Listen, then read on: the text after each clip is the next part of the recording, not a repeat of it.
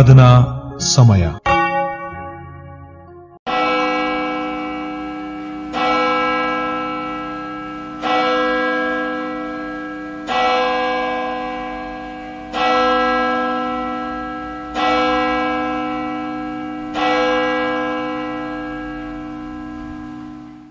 ಪ್ರಾರ್ಥನೆ ಮಾಡೋಣ. ಪುನರುತ್ಥಾನಗೊಂಡಂಥ ನಮ್ಮ ದೇವರೇ, ನಿನ್ನ ನಾಮಕ್ಕೆ ಸ್ತೋತ್ರವಾಗಲಿ. ಪುನರುತ್ಥಾನದ ಮೂಲಕವಾಗಿ ನಮಗೆ ನೀನು ಕೊಡಲ್ಪಟ್ಟಂಥ ಎಲ್ಲ ವಾಗ್ದಾನಕ್ಕೋಸ್ಕರವಾಗಿ, ಆಶೀರ್ವಾದಕ್ಕೋಸ್ಕರವಾಗಿ ನಿನಗೆ ಸ್ತೋತ್ರವನ್ನು ಸಲ್ಲಿಸ್ತೇವೆ. ಈ ಆರಾಧನೆಯ ಆದಿಯಿಂದ ಅಂತ್ಯದವರೆಗೂ ನಿನ್ನ ಮಧ್ಯಸ್ಥಿಕೆ, ನಡೆಸುವಿಕೆ ಇರಲಿ. ನಾವು ಕೇಳುವಂಥ ವಾಕ್ಯದ ಧ್ಯಾನ ನಮ್ಮನ್ನು ನಿನ್ನ ವಾಕ್ಯದಲ್ಲಿ ಅತಿಯಾದಂತಹ ನೆಲೆಗೊಳ್ಳುವಿಕೆ, ಆಳವಾದಂಥ ಬೇರೂರುವಿಕೆ ಇರುವುದಕ್ಕೆ ಸಹಾಯ ಮಾಡಲಿ. ಮಾತ್ರವಲ್ಲದೆ ನಿನ್ನನ್ನು ನಾವು ನಮ್ಮ ಸೇವಾ ಕ್ಷೇತ್ರಗಳಲ್ಲಿ, ನಾವು ಕೆಲಸ ಮಾಡುವಂಥ ಸ್ಥಳಗಳಲ್ಲಿ ಗುರುತಿಸಿ ನಿನ್ನ ಗುಣಲಕ್ಷಣಗಳಿಗೆ ತಕ್ಕ ಹಾಗೆ ನಾವು ಬದುಕಿ ಅನುಕಂಪ, ದಯೆ, ಸಹಾಯ, ಆದರಣೆ ಮತ್ತು ಪರಸ್ಪರ ಒಬ್ಬರನ್ನೊಬ್ಬರು ಉರಿದುಂಬಿಸಿ ಅವರಿಗೆ ಕೊಡತಕ್ಕಂತಹ ಮಾನಗೌರವಗಳನ್ನು ನಮ್ಮ ಸಹಮಾನವರೊಂದಿಗೆ ಹಂಚಿಕೊಂಡು ಕೊಡುವುದಕ್ಕೂ, ಅಂಥವರನ್ನು ಮೇಲಕ್ಕೆತ್ತುವುದಕ್ಕೂ ಮಾತ್ರವಲ್ಲದೆ ಸಶಕ್ತೀಕರಣದ ಮೂಲಕವಾಗಿ, ಸಬಲೀಕರಣದ ಮೂಲಕವಾಗಿ ಅಶಕ್ತರನ್ನು, ಬಲಹೀನರನ್ನು ಮೇಲಕ್ಕೆತ್ತುವಂಥ ರೀತಿಯಲ್ಲಿ ನಾವು ಬದುಕಲು ನಿನ್ನ ಬಲವು, ಶಕ್ತಿಯು ನಮಗೆ ನಿತ್ಯ ಕಾಲಕ್ಕೂ ನಿನ್ನ ವಾಕ್ಯದ ಮೂಲಕ ಈ ಆರಾಧನೆ ಮೂಲಕವಾಗಿ ನಮಗೆ ದಯಪಾಲಿಸು. ಸಮಾಜದಲ್ಲಿ ಇರುವಂತಹ ಬಲಹೀನರು ಮತ್ತು ನ್ಯೂನತೆಯುಳ್ಳವರು, ಇನ್ನಿತರ ಕಡೆಗಣಿಸಲ್ಪಟ್ಟಂಥ, ನಿರಾಕರಿಸಲ್ಪಟ್ಟಂತಹ ವ್ಯಕ್ತಿಗಳನ್ನು ನಾವು ಸಹ ಗುರುತಿಸಿ ಅಂಥವರ ಮಧ್ಯದಲ್ಲಿ ನಿನ್ನನ್ನು ಪ್ರಚುರಪಡಿಸಿ ಅಂಥವರ ಬೆಳವಣಿಗೆಗೆ, ಅಭಿವೃದ್ಧಿಗೆ ನಾವು ಕಾರ್ಯ ಮಾಡಲು ನಮ್ಮೆಲ್ಲರಿಗೂ ಈ ಆರಾಧನೆ, ವಾಕ್ಯದ ಧ್ಯಾನ ಸಹಾಯ ಮಾಡಲಿ. ಯೇಸುವಿನ ಪರಮ ಪವಿತ್ರವುಳ್ಳ ನಾಮದಲ್ಲಿ ಈ ಪ್ರಾರ್ಥನೆಯನ್ನು ಬೇಡುತ್ತೇವೆ. ಆಮೇನ್. ಸಂಗೀತಗಳಲ್ಲಿ ಮೊದಲನೆಯ ಸಂಗೀತ ಭೂಲೋಕವೆಲ್ಲ ಕರ್ತಗೆ.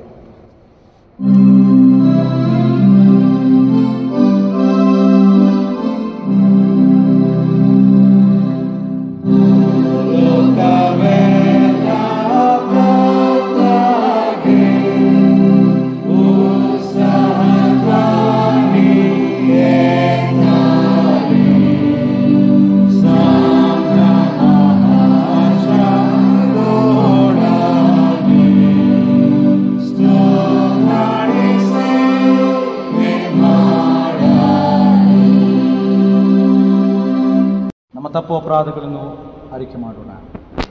ನಮ್ಮ ನಾವು ಕಾಯಗಳಿಂದ ನಿನಗೆ ಪಾಪ ಮಾಡಿದ್ದೇವೆ. ನಾವು ನಿನ್ನನ್ನು ಪೂರ್ಣ ಮನಸ್ಸಿನಿಂದ ಪ್ರೀತಿಸಿಲ್ಲ, ನಮ್ಮ ನೆರೆಯವರನ್ನು ನಮ್ಮಂತೆ ಪ್ರೀತಿಸಿಲ್ಲ. ನೀನಾದರೂ ನಮ್ಮನ್ನು ಕರುಣಿಸಲು ಬೇಡುತ್ತೇವೆ. ನಮ್ಮ ಪಾಪಗಳನ್ನು ಪರಿಹರಿಸಿ ನಮ್ಮನ್ನು ಶುದ್ಧಿಗೊಳಿಸಿ, ನಮ್ಮ ತಪ್ಪುಗಳನ್ನು ತಿದ್ದಿಕೊಳ್ಳಲು ನಮಗೆ ಸಹಾಯ ಮಾಡು. ನಮ್ಮ ಕರ್ತನಾದ ಯೇಸು ಕ್ರಿಸ್ತನ ಮುಖಾಂತರ ಪ್ರಾರ್ಥಿಸುತ್ತೇವೆ. ತಮ್ಮ ಪಾಪಗಳನ್ನು ಅರಿಕೆ ಮಾಡಿದವರಿಗೆ ದೇವರ ಶುಭವಾಕ್ಯವು ಇಂತಿದೆ. ಎಲೈ ಕಷ್ಟಪಡುವವರೇ, ಹೊರೆ ಹೊತ್ತವರೇ, ನೀವೆಲ್ಲರೂ ನನ್ನ ಬಳಿಗೆ ಬನ್ನಿರಿ, ನಾನು ನಿಮಗೆ ವಿಶ್ರಾಂತಿ ಕೊಡುವೆನು. ಆಮೇನ್. ಹಳೆಯ ಒಡಂಬಡಿಕೆಯ ಪಾರಾಯಣ ಪಾಠವು ರೂತಳ ಗ್ರಂಥ 2ನೇ ಅಧ್ಯಾಯ ವಚನಗಳು 1-18. ನೊವೊಮಿಯ ಗಂಡನಾದ ಎಲಿಮೆಲೆಕನ ಗೋತ್ರದಲ್ಲಿ ಬೋವಜನೆಂಬ ಒಬ್ಬ ಧನವಂತನಾದ ಸಂಬಂಧಿ ಇದ್ದನು. ಮೋವಾಬ್ಯಳಾದ ರೂತಳು ನೊವೊಮಿಗೆ, ನಾನು ಹೋಗಿ ಯಾವನು ನನಗೆ ದಯೆ ತೋರಿಸುವನೋ ಅವನ ಹೊಲದಲ್ಲಿ ಹಕ್ಕಲ ತೆನೆಗಳನ್ನು ಕೂಡಿಸಿಕೊಂಡು ಬರುವೆನು ಅಂದಳು. ಅದಕ್ಕವಳು, ನನ್ನ ಮಗಳೇ ಹೋಗು ಎನ್ನಲು ಆಕೆಯು ದೈವ ಯೋಗದಿಂದ ಎಲಿಮೆಲೆಕನ ಗೋತ್ರದವನಾದ ಬೋವಜನ ಸ್ವಾಸ್ಥ್ಯವಾಗಿದ್ದ ಹೊಲಕ್ಕೆ ಹೋಗಿ ಕೊಯ್ಯುವವರ ಹಿಂದಿನಿಂದ ಹಕ್ಕಲಾಯುತ್ತಾ ಇದ್ದಳು.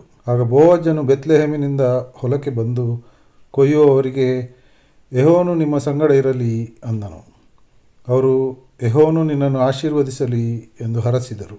ಬೋವಜನು ಕೊಯ್ಯುವವರ ಮೇಲಿರಿಸಿದ ತನ್ನ ಸೇವಕನನ್ನು, ಇವಳು ಯಾರ ಹುಡುಗಿ ಎಂದು ಕೇಳಿದ್ದಕ್ಕೆ ಅವನು, ನೊವೊಮಿಯ ಸಂಗಡ ಬಂದ ಮೋವಾಬ್ ಸ್ತ್ರೀಯು. ಇವಳು ಕೊಯ್ಯುವವರ ಹಿಂದಿನಿಂದ ಸಿವುಡುಗಳ ಮಧ್ಯದಲ್ಲಿ ಹಕ್ಕಲಾಯ್ದುಕೊಳ್ಳುವ ಹಾಗೆ ತನಗೆ ಅಪ್ಪಣೆ ಆಗಬೇಕೆಂದು ಕೇಳಿಕೊಂಡಳು. ಈಕೆಯು ಮನೆಯಲ್ಲಿ ಹೆಚ್ಚಾಗಿ ಕಾಲ ಕಳೆಯಲಿಲ್ಲ. ಬೆಳಿಗ್ಗೆ ಬಂದವಳು ಇನ್ನೂ ಇಲ್ಲಿಯೇ ಇದ್ದಾಳೆ ಅಂದನು. ಆಗ ಬೋವಜನು ರೂತಳಿಗೆ, ನನ್ನ ಮಗಳೇ ಕೇಳು, ನನ್ನ ಹೊಲವನ್ನು ಬಿಟ್ಟು ಬೇರೆಯವರ ಹೊಲಕ್ಕೆ ಹೋಗಬೇಡ. ನನ್ನ ಹೆಣ್ಣಾಳುಗಳ ಜೊತೆಯಲ್ಲೇ ಇದ್ದು ನನ್ನ ಆಳುಗಳು ಕೊಯ್ಯುವುದಕ್ಕೋಸ್ಕರ ಯಾವ ಹೊಲಕ್ಕೆ ಹೋಗುತ್ತಾರೋ ಆ ಹೊಲಕ್ಕೆ ನೀನು ಹೋಗು. ನಿನ್ನನ್ನು ಯಾರೂ ಮುಟ್ಟಬಾರದೆಂದು ನನ್ನ ಸೇವಕರಿಗೆ ಅಪ್ಪಣೆ ಕೊಟ್ಟಿದ್ದೇನೆ. ನಿನಗೆ ದಾಹವಾದರೆ ನನ್ನ ಸೇವಕರೇ ನೀರು ತಂದು ತುಂಬಿಸಿದ ನೀರಿನ ಪಾತ್ರೆಗಳ ಬಳಿಗೆ ಹೋಗಿ ಕುಡಿ ಎಂದು ಹೇಳಿದನು. ರೂತಳು ಆತನಿಗೆ ಸಾಷ್ಟಾಂಗ ನಮಸ್ಕಾರ ಮಾಡಿ, ಪರದೇಶಿಯಾದ ನನ್ನಲ್ಲಿ ಇಷ್ಟು ಕಟಾಕ್ಷವೇಕೆ ಅನ್ನಲು ಬೋವಜನು, ನಿನ್ನ ಗಂಡನು ಸತ್ತ ಮೇಲೆ ನೀನು ಅತ್ತೆಯನ್ನು ಪ್ರೀತಿಸಿ ತಂದೆ ತಾಯಿಗಳನ್ನು ಸ್ವದೇಶವನ್ನು ಬಿಟ್ಟು ನೀನು ಈವರೆಗೂ ಅರಿಯದ ಜನರ ಬಳಿಗೆ ಬಂದಿರು ಎಂಬುದು ನನಗೆ ಚೆನ್ನಾಗಿ ಗೊತ್ತಿದೆ. ನೀನು ಮಾಡಿದ ಉಪಕಾರಕ್ಕೆ ಪ್ರತಿಯಾಗಿ ಯೆಹೋವನು ನಿನಗೆ ಉಪಕಾರ ಮಾಡಲಿ. ನೀನು ಯಾವಾತನ ರೆಕ್ಕೆಗಳ ಮರೆಯನ್ನು ಆಶ್ರಯಿಸಿಕೊಳ್ಳ ಬಂದಿಯೋ ಆ ಇಸ್ರಾಯೇಲ್ ದೇವರಾದ ಯೆಹೋವನು ನಿನಗೆ ಉತ್ತಮವಾದ ಪ್ರತಿಫಲವನ್ನು ಅನುಗ್ರಹಿಸಲಿ ಎಂದು ಉತ್ತರ ಕೊಟ್ಟನು. ಆಗ ಆಕೆಯು, ಸ್ವಾಮಿ, ತಾವು ದಾಸಿಯಾದ ನನ್ನನ್ನು ಕಟಾಕ್ಷಿಸಿದ್ದೀರಿ. ನಾನು ತಮ್ಮ ದಾಸಿ ಎನಿಸಿಕೊಳ್ಳುವುದಕ್ಕೆ ಯೋಗ್ಯಳಲ್ಲದಿದ್ದರೂ ನನ್ನನ್ನು ಕನಿಕರಿಸಿ ಪ್ರೀತಿಯಿಂದ ಮಾತಾಡಿಸಿದಿರಿ ಅಂದಳು. ಊಟದ ವೇಳೆ ಆದಾಗ ಬೋವಜನು, ಇಲ್ಲಿ ಬಾ, ರೊಟ್ಟಿಯನ್ನು ತೆಗೆದುಕೊಂಡು ಮುರಿದು ಹುಳಿ ರಸದಲ್ಲಿ ಅದ್ದಿ ತಿನ್ನು ಎಂದು ಕರೆಯಲು ಆಕೆಯು ಹೋಗಿ ಕೊಯ್ಯುವವರ ಬಳಿಯಲ್ಲಿ ಕೂತುಕೊಂಡಳು. ಇದಲ್ಲದೆ ಅವನು ಆಕೆಗೆ ಸುಟ್ಟ ತೆನೆಗಳನ್ನು ಕೊಟ್ಟನು. ಆಕೆಯು ತಿಂದು ತೃಪ್ತಳಾಗಿ ಇನ್ನೂ ಉಳಿಸಿಟ್ಟುಕೊಂಡಳು. ತರುವಾಯ ತಿರುಗಿ ಹಕ್ಕಲಾಯುವುದಕ್ಕೆ ಏಳಲು ಬೋವಜನು ತನ್ನ ಸೇವಕರಿಗೆ, ಈಕೆಯು ಸಿವುಡುಗಳ ಮಧ್ಯದಲ್ಲಿ ಹಕ್ಕಲಾದುಕೊಳ್ಳಲಿ, ಬಯ್ಯಬೇಡಿರಿ, ಕಟ್ಟುಗಳಿಂದ ತೆನೆಗಳನ್ನು ಕಿತ್ತು ಹಾಕಿರಿ, ಈಕೆಯು ಕೂಡಿಸಿಕೊಳ್ಳಲಿ, ಗದರಿಸಬೇಡಿರಿ ಎಂದು ಆಜ್ಞಾಪಿಸಿದನು. ರೂತಳು ಸಾಯಂಕಾಲದವರೆಗೂ ಹಕ್ಕಲಾಯಿದ್ದು ಕೂಡಿಸಿದನ್ನು ಬಡಿದಾಗ ಸುಮಾರು 30 ಸೇರು ಜವೆಗೋದಿ ಸಿಕ್ಕಿತು. ಆಕೆಯು ಅದನ್ನು ಹೊತ್ತುಕೊಂಡು ಊರಿಗೆ ಬಂದು ಅತ್ತೆಗೆ ತೋರಿಸಿ ತಾನು ಉಳಿಸಿಟ್ಟಿದ್ದನ್ನು ತೆಗೆದುಕೊಟ್ಟಳು ಎಂಬುದೇ. ಪತ್ರಿಕಾ ಭಾಗದಲ್ಲಿ ಅಪೊಸ್ತಲರ ಕೃತ್ಯಗಳು ಅಧ್ಯಾಯ 9 ವಚನಗಳು 36ರಿಂದ 43ರವರೆಗೆ. ದೇವರ ವಾಕ್ಯವನ್ನು ಕೇಳೋಣ. ಸತ್ತು ಹೋಗಿದ್ದ ದೋರ್ಕಳೆಂಬ ಒಬ್ಬ ಶಿಷ್ಯಳನ್ನು ಬದುಕಿಸಿತ್ತು. ಯೊಪ್ಪದಲ್ಲಿ ತಬಿತಾ ಎಂಬ ಒಬ್ಬ ಶಿಷ್ಯಳಿದ್ದಳು. ಆ ಹೆಸರಿಗೆ ಗ್ರೀಕ್ ಭಾಷೆಯಲ್ಲಿ ದೋರ್ಕ ಎಂದರ್ಥ. ಆಕೆಯು ಸತ್ಕ್ರಿಯೆಗಳನ್ನು ದಾನ ಧರ್ಮಗಳನ್ನು ಬಹಳವಾಗಿ ಮಾಡುತ್ತಿದ್ದಳು. ಆ ಕಾಲದಲ್ಲಿ ಆಕೆ ರೋಗದಲ್ಲಿ ಬಿದ್ದು ಸತ್ತಳು ಮತ್ತು ಆಕೆಯ ಶವವನ್ನು ತೊಳೆದು ಮೇಲಂತಸ್ತಿನಲ್ಲಿ ಇಟ್ಟರು. ಯೊಪ್ಪಕ್ಕೆ ಲುದ್ಯವು ಹತ್ತಿರವಾಗಿರಲಾಗಿ ಪೇತ್ರನು ಅಲ್ಲಿ ಇದ್ದಾನೆಂದು ಶಿಷ್ಯರು ಕೇಳಿ 2 ಮನುಷ್ಯರನ್ನು ಅವನ ಬಳಿಗೆ ಕಳುಹಿಸಿ ತಡಮಾಡದೆ ನಮ್ಮ ತನಕ ಬರಬೇಕೆಂದು ಬೇಡಿಕೊಂಡರು.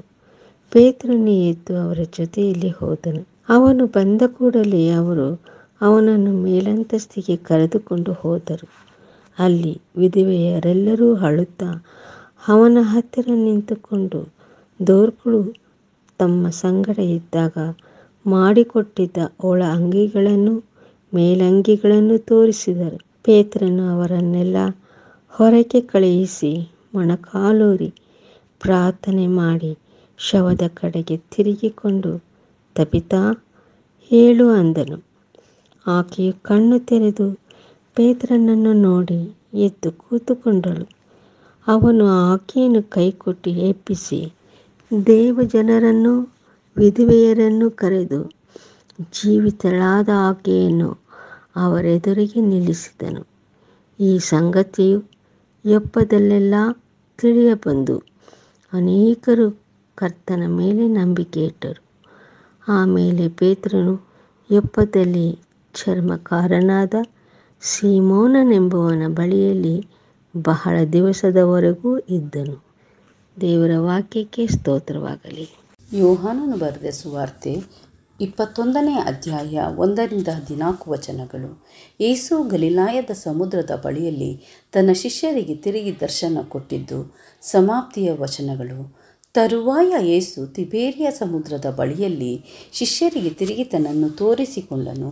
ತನ್ನನ್ನು ತೋರಿಸಿಕೊಂಡ ರೀತಿ ಯಾವುದೆಂದರೆ, ಸೀಮೋನ್ ಪೇತ್ರನು, ದಿದೋಮನೆಂಬ ತೋಮನು, ಗಲಿಲಾಯದ ಕಾನಾ ಊರಿನ ನತಾನಯೇಲನು, ಜಬುದಾಯನ ಕುಮಾರರು ಆತನ ಶಿಷ್ಯರಲ್ಲಿ ಇಬ್ಬರು ಕೂಡಿದರು. ಅವರಿಗೆ ಸೀಮೋನ್ ಪೇತ್ರನು, ನಾನು ಮೀನು ಹಿಡಿಯುವುದಕ್ಕೆ ಹೋಗುತ್ತೇನೆಂದು ಹೇಳಲು ಅವರು, ನಾವು ನಿನ್ನ ಸಂಗಡ ಬರುತ್ತೇವೆ ಅಂದರು. ಅವರು ಹೊರಟು ದೋಣಿಯನ್ನು ಹತ್ತಿದರು. ಆದರೆ ಆ ರಾತ್ರಿಯಲ್ಲಿ ಒಂದು ಮೀನು ಸಿಕ್ಕಲಿಲ್ಲ. ಬೆಳಗಾಗುವಾಗ ಯೇಸು ದಡದಲ್ಲಿ ನಿಂತಿದ್ದನು. ಆದಾಗ್ಯೂ ಶಿಷ್ಯರು ಆತನನ್ನು ಯೇಸುವೆಂದು ತಿಳಿಯಲಿಲ್ಲ. ಆಗ ಯೇಸು ಅವರನ್ನು, ಮಕ್ಕಳಿರ, ಊಟಕ್ಕೆ ನಿಮಗೆ ಏನೂ ಇಲ್ಲವೇ ಎಂದು ಕೇಳಲು ಅವರು ಇಲ್ಲವೆಂದು ಉತ್ತರ ಕೊಟ್ಟರು. ಆತನು ಅವರಿಗೆ, ನೀವು ದೋಣಿಯ ಬಲಗಡೆಯಲ್ಲಿ ಬಲೆ ಬೀಸಿದರೆ ಸಿಕ್ಕುವುದು ಎಂದು ಹೇಳಿದನು. ಅವರು ಹಾಗೆ ಬೀಸಿದಾಗ ಮೀನುಗಳು ಬಹಳ ಹೆಚ್ಚಾಗಿ ಸಿಕ್ಕಿದ್ದರಿಂದ ಬಲೆಯನ್ನು ಎಳೆಯುವುದಕ್ಕೆ ಆಗದೆ ಹೋಯಿತು. ಆಗ ಯೇಸುವಿಗೆ ಪ್ರಿಯನಾಗಿದ್ದ ಶಿಷ್ಯನು ಪೇತ್ರನಿಗೆ, ಅವರು ಸ್ವಾಮಿಯವರು ಎಂದು ಹೇಳಿದನು. ಸ್ವಾಮಿಯವರೆಂದು ಸೀಮೋನ್ ಪೇತ್ರ ಕೇಳಿ ಮೈಮೇಲೆ ಬಟ್ಟೆ ಇಲ್ಲದವನಾಗಿದ್ದರಿಂದ ಒಲ್ಲಿಯನ್ನು ಸುತ್ತಿಕೊಂಡು ಸಮುದ್ರದಲ್ಲಿ ಧುಮುಕಿದನು. ದಡವು ದೂರವಾಗಿರದೆ ಹೆಚ್ಚು ಕಡಿಮೆ 200 ಮೊಳದಲ್ಲಿದ್ದರಿಂದ ಉಳಿದ ಶಿಷ್ಯರು ಮೀನು ತುಂಬಿದ ಆ ಬಲೆಯನ್ನು ಎಳೆಯುತ್ತಾ ದೋಣಿಯಲ್ಲಿಯೇ ಬಂದರು. ಅವರು ಭೂಮಿಗೆ ಇಳಿದಾಗ ಕೆಂಡಗಳನ್ನು ಅವುಗಳ ಮೇಲೆ ಇಟ್ಟಿದ್ದ ಮೀನುಗಳು ರೊಟ್ಟಿಯ ಸಹಿತವಾಗಿ ಕಂಡರು. ಯೇಸು ಅವರಿಗೆ, ನೀವು ಈಗ ಹಿಡಿದ ಮೀನುಗಳಲ್ಲಿ ಕೆಲವನ್ನು ತನ್ನಿರಿ ಎಂದು ಹೇಳಲು ಸೀಮೋನ್ ಪೇತ್ರನು ದೋಣಿಯನ್ನು ಹತ್ತಿ ಬಲೆಯನ್ನು ಭೂಮಿಗೆ ಎಳೆದುಕೊಂಡು ಬಂದನು. ಅದು 153 ದೊಡ್ಡ ಮೀನುಗಳಿಂದ ತುಂಬಿತು. ಅಷ್ಟು ಮೀನುಗಳು ಇದ್ದರೂ ಬಲೆ ಅರಿಯಲಿಲ್ಲ. ಯೇಸು ಅವರಿಗೆ, ಬಂದು ಊಟ ಮಾಡಿರಿ ಎಂದು ಹೇಳಿದನು. ಶಿಷ್ಯರು ಆತನು ನನ್ನನ್ನು ಸ್ವಾಮಿಯವರೆಂದು ತಿಳಿದಿದ್ದರಿಂದ ನಿನ್ನಾರೆಂದು ವಿಚಾರಿಸುವುದಕ್ಕೆ ಅವರಲ್ಲಿ ಒಬ್ಬರೂ ಧೈರ್ಯಪಡಲಿಲ್ಲ. ಯೇಸು ಬಂದು ರೊಟ್ಟಿಯನ್ನು ತೆಗೆದುಕೊಂಡು ಅವರಿಗೆ ಕೊಟ್ಟನು. ಹಾಗೆಯೇ ಮೀನನ್ನೂ ಕೊಟ್ಟನು. ಯೇಸು ಸತ್ತು ಜೀವದಿಂದೆದ್ದ ಮೇಲೆ ಶಿಷ್ಯರಿಗೆ ಕಾಣಿಸಿಕೊಂಡಿತು. ಇದು 3ನೆಯ ಸಾರಿ ಎಂಬುದೇ. ಮಹೋನ್ನತನಾದ ಯೇಸು ಕ್ರಿಸ್ತನ ಹೆಸರಿನಲ್ಲಿ ಆರಾಧನೆಯಲ್ಲಿ ಈ ವಾಕ್ಯದ ಧ್ಯಾನದಲ್ಲಿ ಭಾಗಿಯಾಗಿರುವಂಥ ಎಲ್ಲ ದೇವಜನರಿಗೆ ಪ್ರೀತಿಯ ನಮನಗಳು. ದೇವರ ವಾಕ್ಯದ ಧ್ಯಾನಕ್ಕೆಂದು ನಮಗೆ ಈ ದಿನ ಕೊಡಲ್ಪಟ್ಟಂತಹ ವಿಷಯ identifying risen lord in the workplace. ಪುನರುತ್ಥಿತ ಕರ್ತನನ್ನು ನಾವು ನಮ್ಮ ಕೆಲಸದ ಸ್ಥಳದಲ್ಲಿ ಗುರುತಿಸುವಂಥದ್ದು.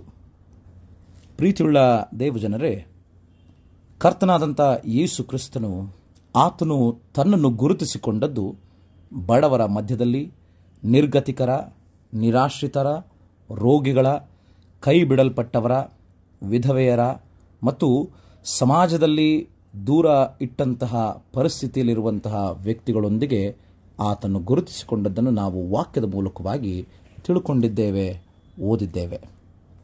ಹೀಗಿದ್ದ ಮೇಲೆ ಆತನ ಅನುಯಾಯಿಗಳಾದ ನಾವು, ಶಿಷ್ಯರುಗಳಾದ ನಾವು, ದೇವರ ಮಕ್ಕಳಾಗಿರುವಂಥವರು ಇಂತಹ ವ್ಯಕ್ತಿಗಳೊಂದಿಗೆ ನಮ್ಮ ನೆರೆಯವರಲ್ಲಿ, ಬಂಧುಗಳಲ್ಲಿ, ಸಭೆಗಳಲ್ಲಿ ಹಾಗೂ ಸಮಾಜದಲ್ಲಿ ಕಂಡುಬರುವಂಥವರ ಮಧ್ಯದಲ್ಲಿ ನಾವು ಸಹ ಗುರುತಿಸಿಕೊಂಡು ಯೇಸು ಕ್ರಿಸ್ತನ ಗುಣಲಕ್ಷಣಗಳಂತೆ ನಾವು ಬದುಕುವಂಥದ್ದು ನಮ್ಮ ಜವಾಬ್ದಾರಿಯಾಗಿದೆ. ಕೇವಲ ಹೆಸರಿಗೆ ಮಾತ್ರ ಯೇಸು ಕ್ರಿಸ್ತನ ಶಿಷ್ಯರು, ಮಕ್ಕಳು ಎಂಬುದಾಗಿ ಹೇಳಿಕೊಳ್ಳುವುದಲ್ಲ, ಕೃತ್ಯದ ಮೂಲಕವಾಗಿ ನಾವು ಕೆಲಸ ಮಾಡುವಂತಹ ನಮ್ಮ ಕೆಲಸದ ಸ್ಥಳಗಳಲ್ಲಿ, ಸೇವಾ ಕ್ಷೇತ್ರಗಳಲ್ಲಿ ನಾವು ಅಂಥವರೊಂದಿಗೆ ಜೀವಿಸುವಂಥದ್ದು ನಮ್ಮ ಆದ್ಯ ಕರ್ತವ್ಯವಾಗಿದೆ. ಓದಿ ಕೇಳಿದಂಥ ಹಳೆ ಒಡಂಬಡಿಕೆಯ ವೇದ ಭಾಗದಲ್ಲಿ ರೂತಳ ಪುಸ್ತಕವನ್ನು ನಾವು ಗಮನಿಸುವಾಗ, ರೂತಳು ತನ್ನ ಗಂಡನನ್ನು ಕಳೆದುಕೊಂಡವಳಾಗಿ ತನ್ನ ಅತ್ತೆಯೊಂದಿಗೆ ಜೀವನ ಸಾಗಿಸುವುದಕ್ಕೋಸ್ಕರವಾಗಿ ತನ್ನ ಅತ್ತೆಯ ಸ್ವಂತ ಊರಿಗೆ ಬರುವವಳಾಗಿರುತ್ತಾಳೆ. ತನ್ನ ಅತ್ತೆಯಾದಂಥ ನವೋಮಿಯ ಸ್ವಂತ ಊರಿಗೆ ಬರುವಾಗ ಆಕೆ ಹಕ್ಕಲಾಯುವುದಕ್ಕೋಸ್ಕರವಾಗಿ ಬೋವಜನ ಹೊಲಕ್ಕೆ ಹೋಗುತ್ತಾಳೆ. ಬೋವಜನ ಹೊಲಕ್ಕೆ ಹೋಗಿ ಹಕ್ಕಲಾಯುವಂಥ ಪರಿಸ್ಥಿತಿ ಬಂದಾಗ ಬೋವಜನು ಆ ಹೊಲದ ಯಜಮಾನನಾಗಿರುವಾಗ ಉಳಿದ ಎಲ್ಲ ಆಳುಗಳಿಗೂ ಎಲ್ಲರಿಗೂ ತಿಳಿಸುವಂಥ ಮಾತೇನೆಂದರೆ, ಈಕೆಯನ್ನು ಅಂದರೆ ರೂತಳಿಗೆ ಯಾವುದೇ ಥರನಾದಂತಹ ಅಡೆತಡೆಯನ್ನು ಒಡ್ಡಬೇಡ್ರಿ, ಆಕೆಗೆ ಯಾವುದೇ ಥರನಾದಂಥ ಸಮಸ್ಯೆಗಳನ್ನು ಕೊಡಬೇಡ್ರಿ. ಈಕೆ ಎಲ್ಲಿ ಬೇಕೋ ಅಲ್ಲಿ ಹಕ್ಕಲಾಯಬಹುದು ಎಂಬುದಾಗಿ ಆ ಸ್ವತಂತ್ರವನ್ನು ಕೊಡುವಂತಹ ಕೃಪಕಟಾಕ್ಷದ ಆ ಸಂಗತಿಯನ್ನು ಇಲ್ಲಿ ಬೋವಜನ ಮೂಲಕವಾಗಿ ರೂತಳು ಪಡೆಯೋಳಾಗಿದ್ದಾಳೆ. ಹೀಗಿರುವಲ್ಲಿ ರೂತಳಿಗೆ ತಾನು ಹಕ್ಕಲಾಯುವುದಕ್ಕೆ ಹೋದಂಥ ಸ್ಥಳದಲ್ಲಿ ಸ್ವತಂತ್ರವನ್ನು ಮತ್ತು ಕಟಾಕ್ಷವನ್ನು ದೇವರು ಬೋವಜನ ಮೂಲಕವಾಗಿ ದಯಪಾಲಿಸುವಾತನಾಗಿದ್ದಾನೆ. ರೂತಳು ತನ್ನ ಅತ್ತೆಯಾದಂಥ ನವೋಮಿಯನ್ನು ಹಿಂಬಾಲಿಸಿ ತಾನು ಅರಿಯದಂಥ ದೇಶಕ್ಕೂ ಊರಿಗೂ ತಾನು ಹುಟ್ಟಿ ಬೆಳೆದಂಥ ಪ್ರದೇಶವನ್ನು ಬಿಟ್ಟು ಬೇರೊಂದು ದೇಶಕ್ಕೂ ಅಲ್ಲಿನ ಪರಿವಾರದ ಜನರೊಂದಿಗೆ ಯಾವ ರೀತಿಯಾದಂಥ ಅರಿವಿಲ್ಲದಂಥ ಸಂದರ್ಭದಲ್ಲಿ ಬಂದಾಗ ಬೋವಜನ ಮೂಲಕವಾಗಿ ದೇವರು ತನ್ನ ಕೃಪೆಯನ್ನು, ಕಟಾಕ್ಷವನ್ನು, ಅನುಕಂಪವನ್ನು ತೋರಿಸಿದಂತಹ ಸಂಗತಿಯನ್ನು ಈ ವಾಕ್ಯ ಭಾಗದಲ್ಲಿ ನಾವು ತಿಳಿದುಕೊಳ್ಳುತ್ತೇವೆ. ಹಾಗಾಗಿ ಬೋವಜನು ಹೇಳುವಂಥ ಮಾತನ್ನು 2ನೇ ಅಧ್ಯಾಯದ 12ನೇ ವಚನದಲ್ಲಿ ನಾವು ಗಮನಿಸುವಾಗ, ನೀನು ಯಾವಾತನ ರೆಕ್ಕೆಗಳ ಮರೆಯನ್ನು ಆಶ್ರಯಿಸಿಕೊಳ್ಳ ಬಂದಿಯೋ ಆ ಇಸ್ರಾಯೇಲ್ ದೇವರಾದ ಯೆಹೋವನು ನಿನಗೆ ಉತ್ತಮವಾದ ಪ್ರತಿಫಲವನ್ನು ಅನುಗ್ರಹಿಸಲಿ ಎಂದು ಉತ್ತರ ಕೊಟ್ಟನು. ಹೀಗಿರುವಲ್ಲಿ ನಿನ್ನ ದೇವರೇ ನನ್ನ ದೇವರು, ನಿನ್ನ ಜನರೇ ನನ್ನ ಜನರು ಎಂಬುದಾಗಿ ರೂತಳು ನವೋಮಿಗೆ ಹೇಳಿದಂಥ ಮಾತಿಗನುಸಾರವಾಗಿ ದೇವರು ಈ ರೀತಿಯಲ್ಲಿ ಆಕೆಯನ್ನು ಮತ್ತು ಆಕೆಯ ಅತ್ತೆಯಾದಂಥ ನವೋಮಿಯನ್ನು ಆಶೀರ್ವದಿಸಿ ಬೋವಜನೆ ರೂತಳಿಗೆ ಪತಿಯಾಗಿ ನೇಮಕವಾಗುವಂತಹ, ಮದುವೆಯಾಗುವಂತಹ ಇಂತಹ ಸಂಗತಿಗೆ ರೂತಳು ಒಳಗಾಗುವುದನ್ನು ಈ ಅಧ್ಯಾಯದಲ್ಲಿ ನಾವು ಕಾಣುತ್ತೇವೆ. ಹಾಗಾದರೆ ತಾವು ಕೆಲಸ ಮಾಡುವಂಥ ಸ್ಥಳದಲ್ಲಿ ಅನುಕಂಪ, ಪ್ರೀತಿ ಮತ್ತು ಸ್ವತಂತ್ರವನ್ನು ಕೊಡುವಂತಹ ದೇವರು ಇಲ್ಲಿ ಬೋವಜನ ಮೂಲಕವಾಗಿ ಅನುಗ್ರಹಿಸಿಕೊಟ್ಟಿದ್ದಾನೆ. ಇನ್ನು ಪತ್ರಿಕಾ ಭಾಗದಲ್ಲಿ ನಾವು ಗಮನಿಸುವುದಾದರೆ, ಪತ್ರಿಕಾ ಭಾಗದಲ್ಲಿ ತಬಿಥ ಎನ್ನುವಂತಹ ಒಬ್ಬ ಶಿಷ್ಯೆ, ಯೇಸುವನ್ನು ಅರಿತವಳು, ಯೇಸುಸ್ವಾಮಿಯ ಕುರಿತಾಗಿ ತಿಳುಕೊಂಡವಳು ಇದ್ದಳು. ಆಕೆ ಸತ್ಕ್ರಿಯೆಗಳನ್ನು ಮಾಡುವುದರಲ್ಲಿಯೂ ದಾನ ಧರ್ಮಗಳನ್ನು ಮಾಡುವುದರಲ್ಲಿಯೂ ಬಹಳಷ್ಟು ನಿರತಳಾಗಿ ಅನೇಕ ಕ್ರಿಸ್ತನ ಗುಣಗಳನ್ನು ಹೊಂದಿದವಳಾಗಿದ್ದಳು. ಮುಖ್ಯವಾಗಿ ವಿಧವೆಯರಿಗೆ ವಸ್ತ್ರಗಳನ್ನು ಕೊಟ್ಟಿರುವಂತಹ, ಅವರಿಗೆ ಪರಾಂಬರಿಸಿರುವಂತಹ, ಪೋಷಿಸಿರುವಂತಹ ಕಾರ್ಯಗಳನ್ನು ಈ ವಾಕ್ಯ ಭಾಗದಲ್ಲಿ ನಾವು ಅಪೊಸ್ತಲರ ಕೃತ್ಯ 9ನೇ ಅಧ್ಯಾಯದಲ್ಲಿ 39ನೇ ವಚನದಲ್ಲಿ ತಿಳಿದುಕೊಳ್ಳುತ್ತೇವೆ. ವಿಧವೆಯರಿಗೆ ಮಾಡಿದಂತಹ ಆ ಮಹೋಪಕಾರವನ್ನು ನೆನೆಸಿ ಆಕೆ ರೋಗದಲ್ಲಿ ಬಿದ್ದಂತಹ ಸಂದರ್ಭದಲ್ಲಿಯೂ ಮತ್ತು ಆಕೆ ಸತ್ತು ಹೋದಂಥ ಸಂದರ್ಭದಲ್ಲಿಯೂ ಅವರು ಕಣ್ಣೀರಿಡುತ್ತಾ ಗೋಳಾಡುವಂತಹ ಪರಿಸ್ಥಿತಿಯನ್ನು ನಾವಿಲ್ಲಿ ಕಾಣಬಹುದು. ಇಲ್ಲಿ ವಿಧವೆಯರಿಗೆ ಪರಾಮರಿಸಿದಂತಹ ತಬಿಥ ಎಂಬಾಕೆಯು ಈಗ ರೋಗದಿಂದ ಸತ್ತು ಹೋದಂತಹ ಪರಿಸ್ಥಿತಿ ಬಂದಾಗ ಅಲ್ಲಿ ಅನೇಕ ವಿಧವೆಯರು ಮತ್ತು ಆಕೆಯಿಂದ ಅಂದರೆ ತಬಿಥಳಿಂದ ಹೊಂದಿದಂಥ ಸಹಾಯವನ್ನು ಪಡೆದಂತಹ ಅನೇಕ ದಾನ ಧರ್ಮಗಳನ್ನು ಹೊಂದಿದಂಥ ಅನೇಕರು ಅಲ್ಲಿ ಬಂದು ಪೇತ್ರನನ್ನು ಕರೆ ಕಳುಹಿಸಿ ತಬಿಥಳನ್ನು ಬದುಕಿಸಬೇಕು ಎಂಬುದಾಗಿ ಬೇಡಿಕೊಳ್ಳುತ್ತಾರೆ. ಪ್ರಿಯರೇ, ಯಾವ ರೀತಿಯಲ್ಲಿ ದೇವರು ಈ ಕಾರ್ಯವನ್ನು ಮಾಡುತ್ತಾನೆ ಎಂಬುದಾಗಿ ನೋಡುವಾಗ ಯೇಸುಕ್ರಿಸ್ತನು ಮಾಡಿದಂತಹ ರೀತಿಯಲ್ಲಿಯೇ ತನ್ನ ಶಿಷ್ಯರುಗಳಾದಂಥ ಪೇತ್ರನು ಇಲ್ಲಿ ತಬಿಥಳನ್ನು ಬದುಕಿಸುವಂತಹ ಕಾರ್ಯವನ್ನು ಮಾಡುವಾತರಾಗಿದ್ದಾರೆ. ಪೇತ್ರನು ಬಂದು ಮೊಣಕಾಲೂರಿದವನಾಗಿ ಪ್ರಾರ್ಥನೆ ಮಾಡಿ ತಬಿಥಳನ್ನು ಹಿಂತಿರುಗಿ ರೋಗರುಜನೆಯಿಂದಲೂ ಮತ್ತು ಆ ಸತ್ತವಳಾದಂಥ ಆಕೆಯನ್ನು ಬದುಕಿಸಿ ಅವರ ಮುಂದೆ ನಿಲ್ಲಿಸಿದಾಗ ಅವರೆಲ್ಲರೂ ಬಹಳ ಸಂತಸಪಟ್ಟರು. ಯಾರು ತನ್ನ ಜೀವಿತದಲ್ಲಿ ತಮ್ಮಗೋಸ್ಕರವಾಗಿ ಬದುಕದೆ ಇತರರಿಗೋಸ್ಕರವಾಗಿ ಜೀವಿಸುತ್ತಿರುತ್ತಾರೋ ಮತ್ತು ಜೀವಿಸುವುದಕ್ಕೆ ಮುಂದಾಗಿರುತ್ತಾರೋ ಅಂಥವರನ್ನು ದೇವರು ಕೈಬಿಡುವುದಿಲ್ಲ ಎಂಬುದಕ್ಕಾಗಿ ಇಲ್ಲಿ ಈ ತಬಿಥಾಳನ್ನು ಸತ್ತವಳಾಗಿದ್ದಂಥ ಈಕೆಯನ್ನು ಬದುಕಿಸುವುದರ ಮೂಲಕವಾಗಿ ಸಾಕ್ಷಿಯಾಗಿ ನಾವು ತಿಳಿದುಕೊಳ್ಳಬಹುದು. ತಬಿಥ ತನ್ನ ಕೆಲಸದ ಸ್ಥಳದಲ್ಲಿದ್ದಂತಹ ವಿಧವೆಯರನ್ನು ಮತ್ತು ಸಮಾಜದಲ್ಲಿ ಅವರು ಗತಿ ಇಲ್ಲದವರಾಗಿರುವಂಥವರನ್ನು ಅವರನ್ನು ಪೋಷಿಸುವಂತಹ ಮತ್ತು ಪರಾಂಬರಿಸುವಂಥ ಕಾರ್ಯದಲ್ಲಿ ತೊಡಗಿದಂಥ ತಬಿಥಾಳನ್ನು ಪುನಃ ಅಂತಹ ಮನಸ್ಸುಳ್ಳಂಥ ತಬಿತಾಳಿಗೆ ಜೀವ ಕೊಟ್ಟು ದೇವರು ಆಕೆಯನ್ನು ಬದುಕಿಸಿದ್ದನ್ನು ನೋಡುವಾಗ ಯೇಸುವಿನ ಕಾರ್ಯ ಮುಂದುವರಿಯಬೇಕು. ಅದು ಅನುಕಂಪದ ಮೂಲಕ ವಿಧವೆಯರನ್ನು, ಸಮಾಜದಲ್ಲಿನ ನಿರ್ಗತಿಕರನ್ನು, ನಿರಾಶ್ರಿತರನ್ನು ಪೋಷಿಸುವುದಕ್ಕಾಗಿ ಪುನಂದಾವರ್ತಿ ದೇವರು ತನ್ನ ಶಿಷ್ಯಳಾದಂಥ ತಬಿಥಾಳನ್ನು ಹಿಂತಿರುಗಿ ಪೇತ್ರನ ಮಹತ್ ಕಾರ್ಯದ ಮೂಲಕವಾಗಿ ಕರ್ಕೊಂಡು ಬರುವುದನ್ನು ನಾವಿಲ್ಲಿ ಕಾಣುತ್ತೇವೆ. ಸುವಾರ್ಥ ಭಾಗದಲ್ಲಿ ನಾವು ಗಮನಿಸುವುದಾದರೆ ಪೇತ್ರ ಮತ್ತು ಅತಿ ಪ್ರಿಯ ಶಿಷ್ಯನಾದಂಥ ಈ ಎಲ್ಲ ಶಿಷ್ಯರುಗಳು ದೋಣಿಯನ್ನು ಹತ್ತಿ ಮೀನುಗಳನ್ನು ಹಿಡಿಯುವುದಕ್ಕಾಗಿ ಅವರು ಸಮುದ್ರದಲ್ಲಿ ಇರುತ್ತಾರೆ. ಸಮುದ್ರದ ದಡದಲ್ಲಿ ಪುನರುತ್ಥಾನ ಹೊಂದಿದಂಥ ಯೇಸುವು ಅವರನ್ನು ಸಂಧಿಸುವುದಕ್ಕೆ ಬರುವಾಗ ದಡದಲ್ಲಿ ನಿಂತಿದ್ದಂಥ ಯೇಸುವನ್ನು ಕಂಡುಹಿಡಿಯಲಾರದೆ ಹತ್ತಿರಕ್ಕೆ ಬಂದಾಗ ಯೇಸು ಸ್ವಾಮಿ ಹೇಳಿದಂಥ ಮಾತು, ನೀವು ಮತ್ತೊಂದಾವರ್ತಿ ಬಲೆಗಳನ್ನು ಬಲಗಡೆಯಲ್ಲಿ ಬೀಸಿರಿ ಎಂಬುದಾಗಿ ಹೇಳುವಾಗ ಅವರು ಮತ್ತೊಂದಾವರ್ತಿ ಬಲೆಗಳನ್ನು ಬಲಗಡೆಯಲ್ಲಿ ಬೀಸುತ್ತಾರೆ. ಮೀನುಗಳು ಮತ್ತೊಂದಾವರ್ತಿ ರಾಶಿ ರಾಶಿಯಾಗಿ ಸಿಕ್ಕುವಂಥದ್ದಾಗಿದೆ. ತಮ್ಮ ಕೆಲಸದ ಸ್ಥಳದಲ್ಲಿ ಯೇಸು ಸ್ವಾಮಿ ಪುನರುತ್ಥಾನಗೊಂಡ ನಂತರ ಶಿಷ್ಯರುಗಳನ್ನು ಭೇಟಿ ಮಾಡಿದಾಗ ಮುಂಚಿನ ಆರಂಭದ ಸಮಯವನ್ನು ಗಮನಿಸುವುದಾದರೆ ಪೇತ್ರನನ್ನು ಸಹ ಆರಿಸಿಕೊಂಡಾಗ ನೀವಿನ್ನು ಮನುಷ್ಯರನ್ನು ಹಿಡಿಯುವ ಬೆಸ್ತರನ್ನಾಗಿ ಮಾಡುತ್ತೇನೆ ಎಂಬುದಾಗಿ ಶಿಷ್ಯರಾಗಿ ಇರುವುದಕ್ಕೆ ಕರೆಯಲ್ಪಟ್ಟಂಥ ಯೇಸು ಆ ಸಂದರ್ಭದಲ್ಲಿ ಮೀನುಗಳನ್ನು ಹೇಗೆ ಒದಗಿಸಿದನೋ ಅದೇ ಕಾರ್ಯವನ್ನು ಪುನರಾವರ್ತಿ ಮಾಡುವುದರ ಮೂಲಕ ಅವರು ಕೆಲಸ ಮಾಡುತ್ತಿದ್ದಂಥ ಸ್ಥಳದಲ್ಲಿ ಪುನರುತ್ಥಾನಗೊಂಡಂಥ ಯೇಸುವನ್ನು ಸಂಧಿಸಿ ಗುರುತು ಹಿಡಿಯುವುದಕ್ಕೆ ಅವರು ಪ್ರಾರಂಭ ಮಾಡ್ತಾರೆ. ಹೇಗೆಂದರೆ ಕೊರತೆಯಲ್ಲಿ ಮೀನು ಇಲ್ಲದಂತಹ ಕುಂದುಗಳಲ್ಲಿ ಪರಿಸ್ಥಿತಿಯಲ್ಲಿರುವಂತಹ ಶಿಷ್ಯರಿಗೆ ಮತ್ತೊಂದಾವರ್ತಿ ಮೀನುಗಳನ್ನು ಒದಗಿಸುವುದರ ಮೂಲಕವಾಗಿ ಅವರ ಅವಶ್ಯಕತೆಗಳನ್ನು ಪೂರೈಸಿದಂಥ ಯೇಸು ಕ್ರಿಸ್ತನು ಇಂದು ನಮ್ಮ ಕೆಲಸದ ಸ್ಥಳಗಳಲ್ಲಿ ನಮ್ಮ ಅವಶ್ಯಕತೆಗಳನ್ನು ಪೂರೈಸುವಾತನು, ಕುಂದು ಕೊರತೆಗಳನ್ನು ಹೋಗಲಾಡಿಸುವಾತನು, ಅಗತ್ಯತೆಗಳನ್ನು ಸ್ಪಂದಿಸುವಾತನಾಗಿದ್ದಾನೆ. ನಾವು ಲೌಕಿಕವಾದಂಥ ಪ್ರಾಪಂಚಿಕವಾದಂಥ ಚಿಂತೆಯಲ್ಲಿ ಮುಳುಗಿ ಹೋಗಿದ್ದರೆ ಯೇಸು ಕ್ರಿಸ್ತನು ಹೇಳುತ್ತಾನೆ, ನನ್ನ ಮೇಲೆ ನಂಬಿಕೆ ಇಡ್ರಿ, ನನ್ನನ್ನು ನೀವು ಗುರುತಿಸಿರಿ, ನಾನು ನಿಮಗೆ ಕೊಡತಕ್ಕಂಥ ಪ್ರತಿಫಲವನ್ನು ತಕ್ಕ ಕಾಲಕ್ಕೆ ಕೊಡುತ್ತೇನೆ ಎಂಬುದಾಗಿ. ಪ್ರೀತಿಯುಳ್ಳ ದೇವಜನರೇ, ಈ 3 ಪರಿಚ್ಛೇದಗಳಲ್ಲಿ ರೂತಳ ಗ್ರಂಥ, ಅಪೊಸ್ತಲರ ಕೃತ್ಯ, ಯೋಹಾನನ ಸುವಾರ್ತೆ ಮೂಲಕವಾಗಿ ನಾವು ನಮ್ಮ ಕೆಲಸದ ಸ್ಥಳದಲ್ಲಿ ಕರ್ತನಾದಂಥ ಯೇಸುವನ್ನು, ಪುನರುತ್ಥಾನಗೊಂಡಂಥ ಕರ್ತನನ್ನು ಗುರುತಿಸುವುದು ಹೇಗೆಂದರೆ ಅನುಕಂಪ, ದಯೆ ಮತ್ತು ಯಾರು ಕುಂದುಗಳಲ್ಲಿ ಕೊರತೆಗಳಲ್ಲಿದ್ದಾರೋ ಅವರಿಗೆ ಕೊಡತಕ್ಕಂಥ ಅವಶ್ಯಕತೆಗಳನ್ನು ಪೂರೈಸುವಂಥ, ಅಗತ್ಯತೆಗಳನ್ನು ಸ್ಪಂದಿಸುವಂಥ ರೀತಿಯಲ್ಲಿ ಕೆಲಸವಿಲ್ಲದವರನ್ನು ಮತ್ತು ಕೆಲಸದಲ್ಲಿ ಸಮಸ್ಯೆಗಳು ಇರುವವರನ್ನು ಮತ್ತು ಕೆಲಸಕ್ಕೆ ಹೋಗುವಂಥ ಸಂದರ್ಭಗಳಲ್ಲಿ ಅವರಿಗಿರುವಂಥ ಅವಶ್ಯಕತೆಗಳನ್ನು ಪೂರೈಸಿಕೊಡುವುದನ್ನು ನಾವು ಮಾಡಬೇಕು. ಇದನ್ನು ಅವರಿಗೆ ಕೊಡತಕ್ಕಂಥ ಸ್ವತಂತ್ರವನ್ನು ಕೊಡುವುದರ ಮೂಲಕ, ಅವರಿಗೆ ಅನುಕಂಪವನ್ನು ತೋರಿಸುವುದರ ಮೂಲಕವಾಗಿ ಮಾಡಬೇಕು ಎನ್ನುವಂಥದ್ದನ್ನು ಈ ವಾಕ್ಯ ಭಾಗಗಳು ನಮಗೆ ಕಲಿಸಿಕೊಡುತ್ತದೆ.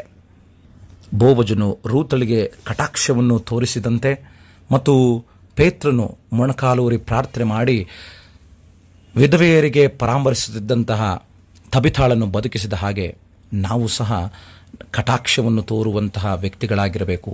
ಮತ್ತು ವಿಧವೆಯರಿಗಾಗಲಿ ಸಮಾಜದಲ್ಲಿ ಮತ್ತು ನಮ್ಮ ನೆರೆಯವರಲ್ಲಿ ಇರುವಂತಹ ಯಾವುದೇ ವ್ಯಕ್ತಿಗಳು ಕುಂದುಗಳಲ್ಲಿ ಕೊರತೆಗಳಲ್ಲಿರುವುದಾದರೆ ಅವರಿಗೆ ಬೇಕಾದಂತಹ ಅವಶ್ಯಕತೆಗಳನ್ನು ಪೂರೈಸುವಂಥವರಾಗಿರಬೇಕು. ನಮ್ಮ ಕೆಲಸದ ಸ್ಥಳದಲ್ಲಿ ಏನೇ ಸಮಸ್ಯೆಗಳು ಎದುರಾಗುವಾಗ ಅದೆಲ್ಲವನ್ನು ಸಹ ಕನಿಕರದಿಂದ, ದಯೆಯಿಂದ, ನಂಬಿಕೆಯನ್ನು ಹುಟ್ಟಿಸಿ ಅದರಲ್ಲಿ ಹೆಚ್ಚಿಸಿ ಕ್ರಿಸ್ತನ ಮಾರ್ಗದಲ್ಲಿ ನಡೆಸುವುದರ ಮೂಲಕವಾಗಿ ಪುನರುತ್ಥಿತ ಕರ್ತನನ್ನು ನಾವು ಎದುರುಗೊಳ್ಳುವುದಕ್ಕೂ ಮತ್ತು ಆತನ ಕ್ರಿಯೆಗಳನ್ನು ನಾವು ಮಾಡುವುದಕ್ಕೋಸ್ಕರವಾಗಿ ಗುರುತಿಸುವುದರ ಮೂಲಕವಾಗಿ ದೇವರಿಗೆ ಮೆಚ್ಚುಗೆಯನ್ನು ತರುವಂಥ ಮಕ್ಕಳಾಗಿ ಬದುಕಲು ಪವಿತ್ರಾತ್ಮನು ತಾನೇ ನಮಗೆ ಸಹಾಯ ಮಾಡಲಿ. ಆಮೇನ್. ಪುನರುತ್ಥಾನದ ಮೂಲಕವಾಗಿ ನಿತ್ಯ ಜೀವದ ವಾಗ್ದಾನವನ್ನು ದಯಪಾಲಿಸಿಕೊಟ್ಟಂಥ ದೇವರೇ, ನಿನ್ನ ನಾಮಕ್ಕೆ ಸ್ತೋತ್ರವಾಗಲಿ. ನೀನು ಬದುಕಿದಂತಹ ವೇಳೆಯಲ್ಲಿ ಬಡವರು, ನಿರ್ಗತಿಕರು, ನಿರಾಶ್ರಿತರು, ಸಮಾಜದಲ್ಲಿರುವಂಥ ಅಂಚಿನ ಕಡೆಗಿರುವಂತಹ ನಿನ್ನ ಮನೋಭಾವ, ಅನುಕಂಪ, ಪ್ರೀತಿ, ದಯೆ, ಕರುಣೆ ಇಂತಹ ಗುಣಗಳೊಂದಿಗೆ ನಾವು ನಮ್ಮ ಸೇವಾ ಕ್ಷೇತ್ರಗಳಲ್ಲಿ, ಕೆಲಸದ ಸ್ಥಳಗಳಲ್ಲಿ ಅಂತಹ ಸದಸ್ಯರನ್ನು, ಸಹೋದರ ಸಹೋದರಿಯನ್ನು ಕಂಡಾಗ ಇದೇ ಥರನಾದಂಥ ಗುಣಗಳಿಂದ, ಲಕ್ಷಣಗಳಿಂದ ನಾವು ಇತರರನ್ನು ಸ್ಪಂದಿಸುವಂತೆ, ಅವರೊಂದಿಗೆ ನಾವು ಜೀವಿಸುವ ಹಾಗೆ, ಅಂಥವರ ಕಡೆಗೆ ನಮ್ಮ ಮನೋಭಾವವನ್ನು ಯೋಗ್ಯವಾದಂಥ ರೀತಿಯಲ್ಲಿ ಇಟ್ಟುಕೊಂಡು ನಿನ್ನ ಆಳ್ವಿಕೆಯನ್ನು ನಾವು ಪ್ರಚುರಪಡಿಸುವುದಕ್ಕೆ, ನಿನ್ನಂಥ ಮನಸ್ಸನ್ನು ನಾವು ಹೊಂದಿಕೊಂಡು ಪರಸ್ಪರ ಒಬ್ಬರನ್ನೊಬ್ಬರು ಪ್ರೀತಿಸಿ ಜೀವಿಸುವುದಕ್ಕೆ ನಿನ್ನನ್ನು ಗುರುತು ಹಿಡಿಯುವ ಹಾಗೆ ನಮಗೆ ಸಹಾಯ ಮಾಡಿ ನಡೆಸು ಸ್ವಾಮಿ. ಇಂತಹ ಮಕ್ಕಳಾಗಿ ನಾವು ಬದುಕಲು ನಿನ್ನ ಆತ್ಮನ ಬಲ, ನಿನ್ನ ವಾಕ್ಯದ ಉತ್ತೇಜನವನ್ನು ನಮಗೆ ನಿರಂತರವೂ ದಯಪಾಲಿಸಿಕೊಡಬೇಕೆಂಬುದಾಗಿ ನಮ್ಮ ರಕ್ಷಕನಾದಂಥ ಯೇಸು ಕ್ರಿಸ್ತನ ದಿವ್ಯ ನಾಮದಲ್ಲಿ ಈ ಪ್ರಾರ್ಥನೆಯನ್ನು ಬೇಡುತ್ತೇವೆ. ಆಮೇನ್. ವಿಶ್ವಾಸವನ್ನು ಅರಿಕೆ ಮಾಡೋಣ. ಪರಲೋಕ ಭೂಲೋಕಗಳನ್ನು ಸೃಷ್ಟಿಸಿದ ಸರ್ವಶಕ್ತನಾಗಿರುವ ತಂದೆಯಾದ ದೇವರನ್ನು ನಂಬುತ್ತೇನೆ. ಆತನ ಏಕಕುಮಾರನಾಗಿರುವ ನಮ್ಮ ಪ್ರಭುವಾದ ಯೇಸು ಕ್ರಿಸ್ತನನ್ನು ನಂಬುತ್ತೇನೆ. ಈತನು ಪರಿಶುದ್ಧಾತ್ಮನಿಂದ ಕನ್ಯಾ ಮರಿಯಳ ಗರ್ಭದಲ್ಲಿ ಧರಿಸಲ್ಪಟ್ಟು ಆಕೆಯನ್ನು ಹುಟ್ಟಿ ಪೊಂತ್ಯ ಪಿಲಾತನ ಆಧಿಪತ್ಯದಲ್ಲಿ ಶ್ರಮೆ ಹೊಂದಿ ಶಿಲುಬೆಗೆ ಎಳೆಯಲ್ಪಟ್ಟು ಸತ್ತು ಉಣಲ್ಪಟ್ಟು ಪಾತಾಳಕ್ಕೆ ಇಳಿದು ಮೂರನೇ ದಿವಸದಲ್ಲಿ ಸತ್ತವರಿಂದ ಎದ್ದು ಪರಲೋಕಕ್ಕೆ ಏರಿ ಹೋಗಿ ಸರ್ವಶಕ್ತನಾಗಿರುವ ತಂದೆಯಾದ ದೇವರ ಬಲಪಾರ್ಶ್ವದಲ್ಲಿ ಕುಳಿತುಕೊಂಡು ಇದ್ದಾನೆ. ಈತನು ಅಲ್ಲಿಂದ ಬಂದು ಬದುಕಿರುವವರಿಗೂ ಸತ್ತವರಿಗೂ ನ್ಯಾಯ ತೀರಿಸುವನು ಎಂಬುದನ್ನು ನಂಬುತ್ತೇನೆ. ನಾನು ಪರಿಶುದ್ಧಾತ್ಮನನ್ನು ನಂಬುತ್ತೇನೆ. ಒಂದೇ ಪರಿಶುದ್ಧ ಕ್ರೈಸ್ತ ಸಭೆಯು, ಭಕ್ತರ ಅನ್ಯೋನ್ಯತೆಯು, ಪಾಪದ ಪರಿಹಾರವು, ದೇಹದ ಪುನರುತ್ಥಾನವು, ನಿತ್ಯ ಜೀವವು ಎಂಬುದನ್ನು ನಂಬುತ್ತೇನೆ. ಸಂಗೀತಗಳಲ್ಲಿ 301ನೇ ಸಂಗೀತ, ಕ್ರೈಸ್ತರಾದ ನಮ್ಮ ಮೇಲೆ ಬಿದ್ದುವ.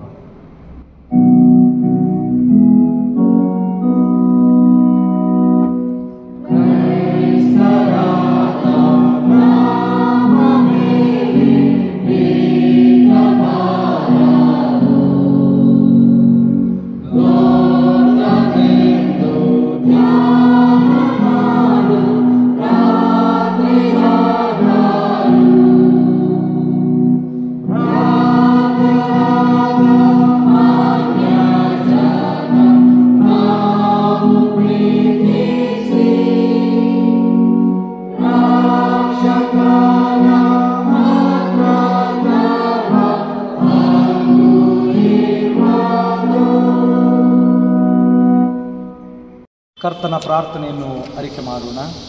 ಪರಲೋಕದಲ್ಲಿರುವ ನಮ್ಮ ತಂದೆಯೇ, ನಿನ್ನ ನಾಮವು ಪರಿಶುದ್ಧಪಡಿಸಲ್ಪಡಲಿ. ನಿನ್ನ ರಾಜ್ಯವು ಬರಲಿ. ನಿನ್ನ ಚಿತ್ತವು ಪರಲೋಕದಲ್ಲಿ ನೆರವೇರುವ ಪ್ರಕಾರ ಭೂಲೋಕದಲ್ಲಿ ನೆರವೇರಲಿ. ನಮ್ಮ ಮನೆಯಿಂದ ಆಹಾರವನ್ನು ಈ ಹೊತ್ತು ದಯಪಾಲಿಸು.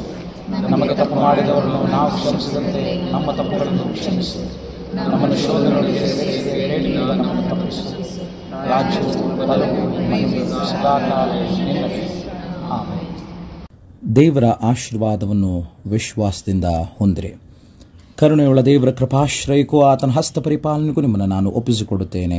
ತಂದೆ, ಕುಮಾರ, ಪವಿತ್ರಾತ್ಮನೆಂಬ ಸರ್ವಶಕ್ತ ದೇವರ ಆಶೀರ್ವಾದ ನಿಮ್ಮೊಳಗೆ ಸದಾಕಾಲವು ನೆಲೆಸಿ ಪುನರುತ್ಥಿತ ಕರ್ತನನ್ನು ಸೇವಾ ಕ್ಷೇತ್ರಗಳಲ್ಲಿ ಮತ್ತು ಕೆಲಸದ ಸ್ಥಳಗಳಲ್ಲಿ ಗುರುತಿಸಿ ಆತನ ಗುಣಲಕ್ಷಣಗಳಂತೆ ಬದುಕಿ ಆತನ ಮಹಿಮೆಗಾಗಿ ಇರಲು ಸದಾಕಾಲವು ನಿಮ್ಮ ಸಂಗಡ ಈ ಆಶೀರ್ವಾದವು ಕಾರ್ಯ ಮಾಡಲಿ. ಆಮೇನ್.